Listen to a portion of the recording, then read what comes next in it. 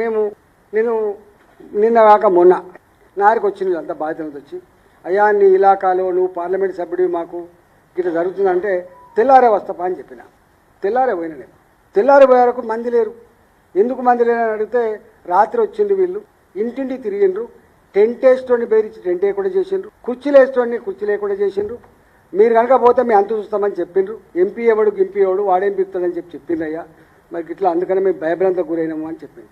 నేను వచ్చిన కదా రా అంటే పిలువంగా ఒక 300 మంది 400 మంది వీళ్ళంతా మారికి వచ్చింది. అంత విషయం అంతా విన్న తర్వాత ఈ శ్రీనివాస్ ఏం చేసిండు, అయ్యా నా ఇల్లు కూలగొట్టిన చూపిస్తా అని చెప్పి పోతున్నాం మేము. అంటే మేము అక్కడ వస్తున్నామని తెలిసి, మేము అక్కడ మీటింగ్ పెట్టామని కూడా తెలిసి కనీసం వాళ్ళు కనుమరుగు అయ్యేటువంటి ప్రయత్నం చేయలే, పారిపోయే ప్రయత్నం చేయలే. మంచిగా ఒక ఇల్లు అంటే మామూలుగా స్లాబ్ వేసిన ఇంట్లో అదంతా చెట్లలో ఉంటుంది, బీర్లు తెచ్చుకొని తాక్కుంటా మేము పోతున్నప్పుడు మమ్మల్ని ఇక అంటే మీరు ఏం చేస్తారా అన్నట్టుగా పోదాంపా అన్న అంటే వీళ్ళు అన్నారు. వెంటనే అన్న వీళ్ళే అన్న మమ్మల్ని ఇన్ని నెలలుగా వేధిస్తున్న వాళ్ళు, ఇన్ని నెలలుగా మా రక్తాన్ని కలచూస్తున్న వాళ్ళు, ఇన్ని నెలలుగా మా భూములన్నీ కూడా భయభ్రాంత కూర్చొని గుంజుకుంటున్న వాళ్ళు, ఇక అసలు అక్కంటాడు వాళ్ళ గుండాలంతా వీళ్ళు ఉన్నారని అంటే మేము అక్కడికి పోయినాం. పోతే వాడు మమ్మల్ని చూసి కూడా వాడి కనీసం మర్యాద లేదు. అంటే ఎంపీ అంటే గౌరవం లేదు, ఎమ్మెల్యే అంటే గౌరవం లేదు, ప్రజలంటే గౌరవం లేదు.